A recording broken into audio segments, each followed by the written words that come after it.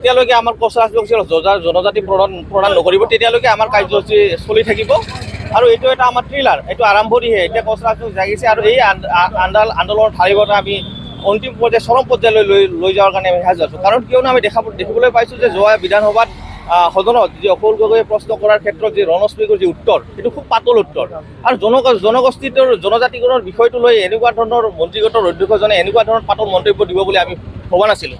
কিন্তু দুৰ্ভাগ্যজনক কথা যে জনজাতি পৰিক্ৰমা মন্ত্ৰী জুৱেল ওৰাম ডাঙৰীয়া অসমত আহি যি সাংবাদিক সংবাদ মাধ্যমৰ যেনেকুৱা ধৰণৰ বক্তব্য দাঙি ধৰিল, তাৰ পৰা এটা প্ৰমাণ হ'ল যে আমাৰ কেন্দ্ৰ চৰকাৰ আৰু ৰাজ্য চৰকাৰৰ কথা আৰু কামৰ মাজত পাৰ্থক্য আছে।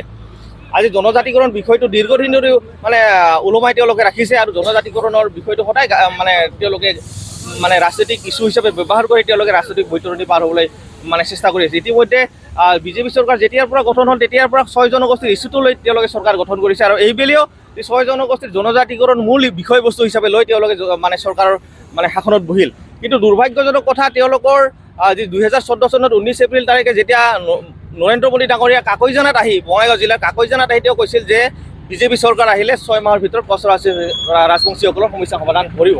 কিন্তু আজিলৈকে তেওঁলোকে এই যে কোচ ৰাজবংশীসকলৰ সামান্য সমস্যা জনজাতিকৰণৰ বিষয়টো কিন্তু আজি গাপ দি ৰাখিছে আৰু সদায় আমাক গিনপি সজাইছে। আৰু আমাৰ লক্ষ্য হৈছে যে আমি প্ৰমাণ হৈছে এটা কথা যে কোচ ৰাজবংশী জনগোষ্ঠীটোক নিশেষ কৰা এটা ষড়যন্ত্ৰ চলি আহিছে। সকলো দিশৰ পৰা কোচ ৰাজবংশী জনগোষ্ঠীটোক দবাই ৰখা হৈছে, এইটো আমি পৰিলক্ষিত হৈছোঁ। এতিয়া ৰাইজ সজাগ হৈছে, ৰাইজ আৰু বিশেষ কৰি আমাৰ যি কোচ ৰাজবংশী বিধায়কসকল আছে তেওঁলোকে যেতিয়া জনজাতিকৰণৰ বিষয়টো যিটো যেনেকুৱা ধৰণৰ ভূমিকা তেওঁলোকে ল'ব লাগিছিল সেই ভূমিকা তেওঁলোকে গ্ৰহণ কৰা নাই।